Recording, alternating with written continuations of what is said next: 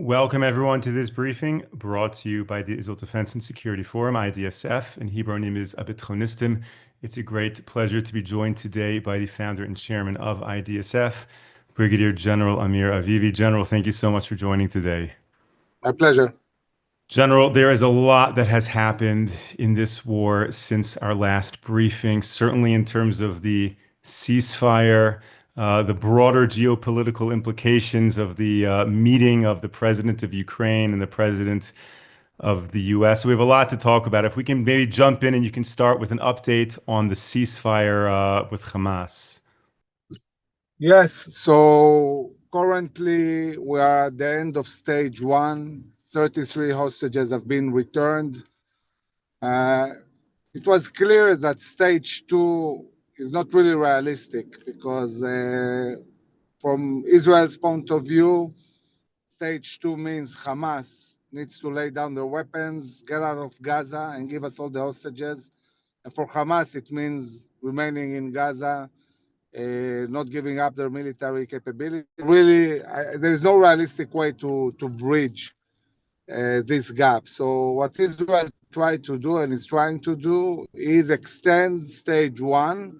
And as Israel was doing that, Witkoff came with a plan that in a way is an extension of stage one, but the goal, looking at it from the US and Israel, is exactly the same goal for Hamas to leave Gaza, to be without any terror and weapons or anything like that. And of course, all the hostages need to go back.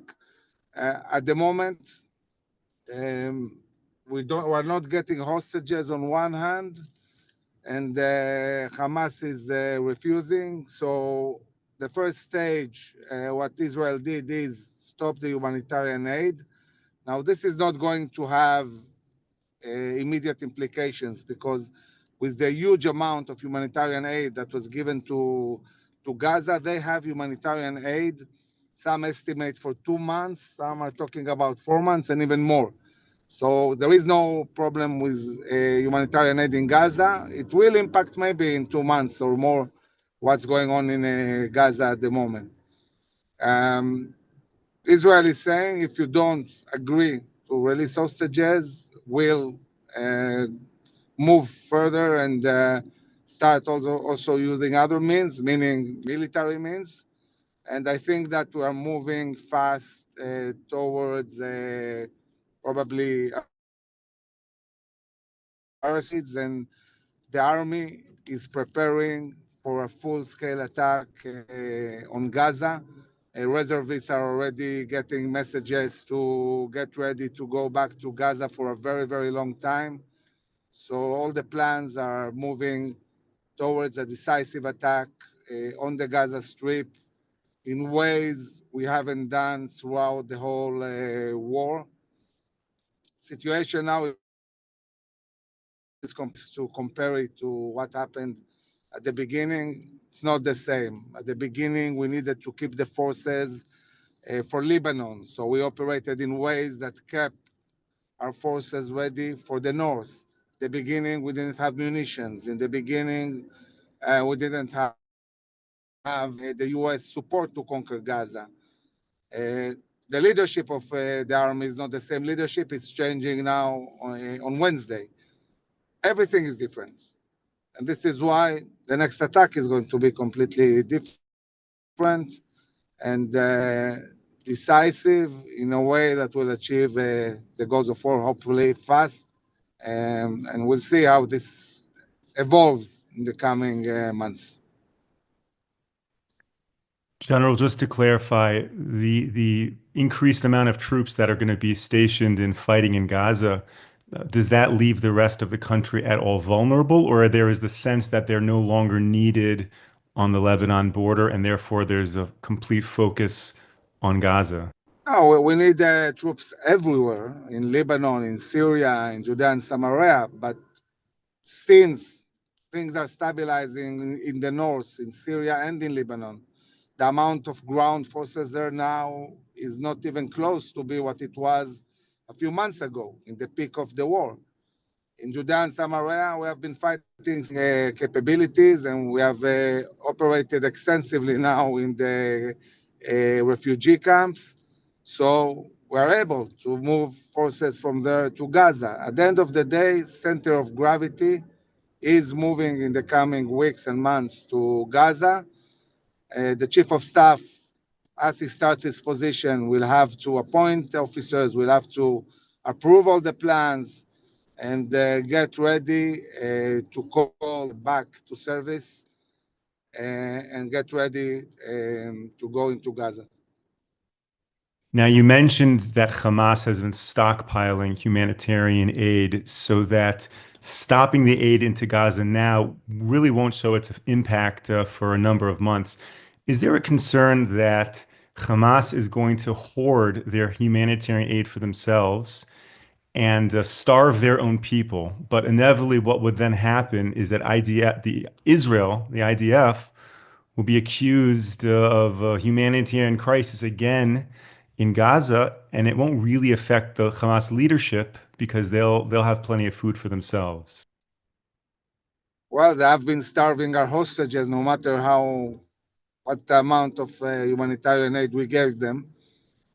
I think that what we'll see in the war in Gaza when we'll go in is the IDF trying to disconnect between the people and the Hamas. Over an area, you prepare the area for absorbing civilians, and then you move them to an area controlled by the IDF, and then you distribute humanitarian aid only in these areas, disconnecting Hamas completely from the humanitarian aid. You want to create a reality where the civilians get aid, Hamas doesn't. This is basically what needs to happen, and therefore I'm saying that the way things are going to look once the IDF renews its attack on Gaza, it's going to look very differently, talking about the strategy, the operational ideas, the tactics. There's also a lot of new capabilities that we developed throughout the war that are going to be utilized in ways that maybe we haven't seen until now. And do you think that there is a partnership with the U.S. right now, that the U.S. and the Trump administration is on board for the harsh realities that can occur by stopping humanitarian aid from flowing freely into Gaza? Yes, I think that the administration is on board and everything is coordinated. And again, there is plenty of humanitarian aid in Gaza for months and months. So when we are stopping now humanitarian aid, this is not supposed to have yet any dramatic implications inside Gaza. But it's important to stop it now because in 2 months, we'll be able to really decide where to allocate the humanitarian aid, what to do with it. And therefore, it's important to stop it now, start reducing the amounts as time goes by. Thank you. You know, you've shared with our viewers many a times that this war in Gaza is much bigger than just Gaza. There's this East versus the West. And I'm wondering if we can switch gears right now and you can share your reactions to the meeting that the president of the Ukraine had with the president of the US and the implications of the US Russia-Ukraine relationships with Israel and what's happening in the Middle East. Yeah, I published today in Israel an article about that. I think that one of the devastating things that happened in the Russian-Ukrainian war, because the West, and rightly so, stood with Ukraine and put harsh sanctions on Russia, Russia was pushed into the Chinese hand. Russia became dependent of the China, and suddenly you see a reality of a Russian, Chinese, Iranian front that has emerged, and it's pretty much the cause also of the 7th of October. Now, for the US to see this front emerging, Russians, Chinese, Iranians, it's devastating. It's very, very bad. And I think that one of the strategies that the Trump administration is trying to push is dismantle the front, dismantle this connection between China, Russia, and Iran. How do you deal with Iran? As far as I'm concerned, militarily, we need to attack them. We need to cripple them. We need to stop their nuclear plans. How do you deal with Russia? No matter how much munitions and money you are giving Ukraine, they are not able to push back the Russians. It's fruitless, and it has repercussions. The U.S. today hardly has munitions. If there is a global war now, the U.S. is without munitions. We know what is the U.S. debt and what it means to give so much money, and the U.S. is saying that's it. We want to cut our losses. This is not going anywhere. We want the end of this war. We invested a lot of money. It didn't bring results. The Russians conquered 20% of Ukraine. They conquered all the areas they claimed before that belonged to them. America wants Russia to go back to the West, to be on the side of the West and ally itself with America, containing the Chinese by surrounding them with Russia, US, India, South Korea, and so on. I would say contain the Chinese. Russians have potentially can also, if they are more proactive in Syria, in the coastal area, they might also be able to put Turkey on leash. And we don't want to see the Turks moving south into Syria. The US can demand from Russia to disconnect from Iran. This is a huge deal for us. This Russian-Iranian coalition, I would say, was devastating for Israel. So we want Russia to be a stabilizing factor in Syria. We want Russia to disconnect from Iran and stop really arming them. We want Russia to be more set. Ukraine, not so much. Not on the level of what the US needs. And this is real politics. I'm not talking here about sympathy, although I find it hard to understand how somebody can sympathize a country that killed 1 million Jews. But this is another issue. But it's not about sympathy. It's about real politics and global situation, and globally how you deter China from invading Taiwan and starting a global war. And I think that President Trump was saying to Zelensky, you are pushing towards the Third World War, and I don't want that. I want stability. I want peace. And we have to understand that also the huge amount of money and munitions that went into Ukraine partially was at the expense of Israel. All the artillery that was stationed in Israel was taken to Ukraine. Part of it came back, but not all of it. We paid a heavy price for that in our war. So looking at it from an American-Israeli point of view, it's obvious that moving the Russians from China to the US, this is a good idea. And I guess that this is exactly what President Trump is going to continue pushing. Now, within this coalition of China, Russia, and Iran, so Iran is certainly the biggest threat for Israel, but China is the biggest threat for the US. So is there a worry that as the US tries to break that coalition and come to some type of agreement with Russia, it would eventually lead to ignoring the Iranian problem in lieu of the Chinese problem? And while we're fighting this war here in Israel, the US is more focused on China than Iran, and does not partner with Israel in its need to destroy Iran. No, it's the other way around, exactly. I mean, when we were in the Foreign Relations Committee meeting, and they said to us, look, we are focused on Russia-Ukrainian war. We cannot focus on one hand on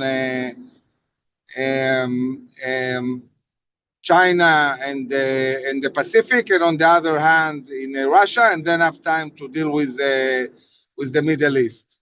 This is helping to focus on the Middle East. This is very, very important. This is helping us. That is very good news. Very good news to hear.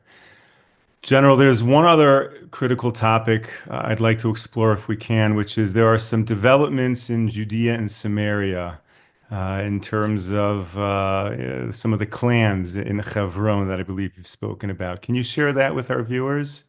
Yeah, this is something interesting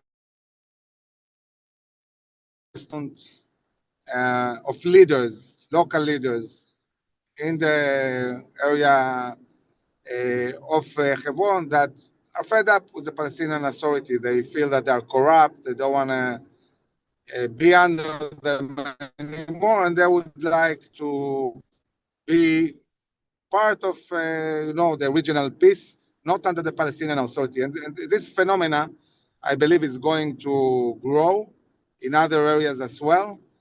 And it's a phenomena that we see very strong in Hebron. I had the chance to meet some of these leaders and have discussions with them.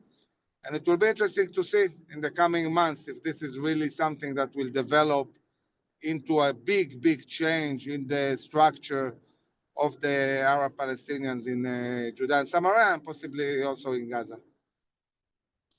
And just to give us a little more clarity, how strong are these groups in comparison, let's say in Hebron to Hamas? I mean, do they have the ability to push out Hamas? So this is what we need to see. I mean, they claim they do. The families are, they have a lot of weapons and they're very well organized. It's all about clans fighting each other or securing their families and so on. Like we see the same with the Bedouins in the Negev. So they feel strong enough, and this is something to be seen. But it's a phenomenon that is growing. I mean, I've been following years, and it's growing exponentially. I haven't seen a group like that a long time. Such a big group that are all aligned, and this is different families, different sheikhs. And so potentially they could somehow join the Abraham Accords. That would be the hope. And they do this as just a clan in that area, or they somehow turn themselves into an entity, into a state. What do you envision? Yeah, we have talked for long about what we call the Emirates plans that started with a vision of Dr. Keida, who is also a member of IDSF. Something very similar to what we see in the United Emirates. Emirates, city-states, Dubai, Abu Dhabi, very successful models that we can apply also in cities, Arab cities in Sudan, Samaria. Okay, I want to thank all of our viewers who are sending in so many very helpful questions to allow us to really talk about what you think is the most relevant and on your mind. General, some of our viewers are writing in and they want to know about the nuclear Iranian project. Do you have any updates for us on that front? To what extent is the Israeli Air Force available or prepping for some type of strike on Iran? Well, the Israeli Air Force and intelligence are very, very focused on everything that's going on in Iran and definitely preparing plans. I'm asking myself how a full-scale war now in Gaza again will impact this, if at all. I don't know. But we're definitely moving all the time towards the mission of making sure that Iran won't be nuclear. This is something, I think it's the number one top priority of the government to make sure that Iran won't be nuclear. So there are a lot of discussions behind the scenes, also with the US. A lot of things are happening, a lot of munitions, training. get to the point where we manage to deal with these imminent threats. And in terms of munitions, what is the current state of Israel's stockpile? Does Israel have the munitions that it needs for Gaza or for Iran or for any other threat? Yes, we do. And these stockpiles are growing very, very fast. Just this week, the administration approved 40,000 bombs for the Israeli Air Force. It's an unbelievable amount. Unbelievable. Certainly, if I compare it to numbers I remember from 2014, unbelievable. And this is really, really helping us build a very, very robust capability to deal with all the challenges. Now, you've been a proponent for a good amount of time that Israel needs to be able to defend itself by itself, not be dependent on the US for armaments. Are we getting closer to that capacity? Is the Israel Defense Establishment building and creating their own munitions right now enough to wean us off of the US? Yes, as the US is assisting us, the Ministry of Defense signed huge contracts with the Israeli industries. Israeli industries are building new lines of production, are building new uh, uh, whole industries that will enable to produce for Israel everything that Israel needs, talking about munitions, about parts, about raw materials, anything we felt in the war that was missing and maybe we didn't get from other countries. Israel is making sure we can produce it here in Israel on a large scale. And this is also a big change on the way of Israel to being able to defend itself by itself. Thank you, General. Last question, and then I'll let you go to the, I'm sure, very important things you need to do today to continue leading our country to victory.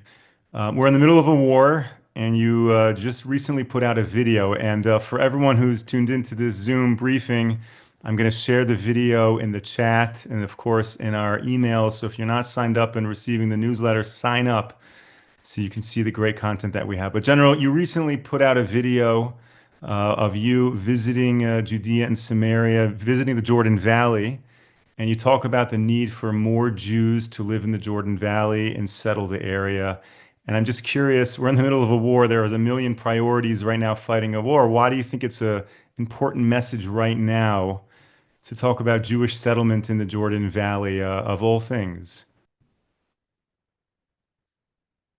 I think that, anybody who visits Israel sees how packed is the center of Israel, from Gedera to Hedera, Tel Aviv, Kfar Saba. The future of Israel is on the mountains of Judah and Samaria and the Jordan Valley.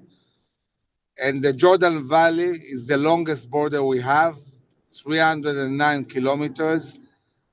This border is crucial. Defending it is crucial. And for defending it, we really need to settle it. And there's huge potential in this area. You can put more than 1 million Jews in the Jordan Valley and millions on the mountains of Judah and Samaria. And this is security. Wherever you'll have Israeli cities and towns, you'll have prosperity and security, and by the way, for everybody. I think that it's important to talk about it now because I expect in this administration to see sovereignty being pushed in the Jordan Valley and at least in all area C in Judea and Samaria. We don't want to annex the Palestinians. We want really to be able to develop all the areas that are not Palestinian cities. So there's a huge area which can absorb huge amounts of Israelis and Jews. And this is what we need to do. We have to talk about it. It will be relevant in the coming 2 years. We have 3 big issues to deal with. One is winning decisively this war on all fronts. and I assume that we'll see this happening in the coming year, signing regional global peace agreements, and then pushing sovereignty inside the land of Israel, and a solution that secures Israel, ensures our aspirations as a nation, and also gives a solution to self-governance for those who live in Judea and Samaria in the Palestinian cities. I shared the link to that video in the Zoom chat. So if you're watching live on Zoom, you can click on it, see this beautiful video. If you're watching this on YouTube, you can look in the description in the video for these links.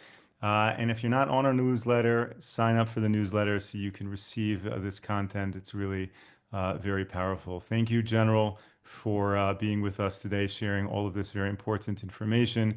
Thank you, of course, to all of our viewers and supporters for tuning into this briefing. We will be back with you tomorrow, 10 a.m. Eastern Time, 5 p.m. here in Israel. Until then, stay safe, stay strong. Take care, everyone.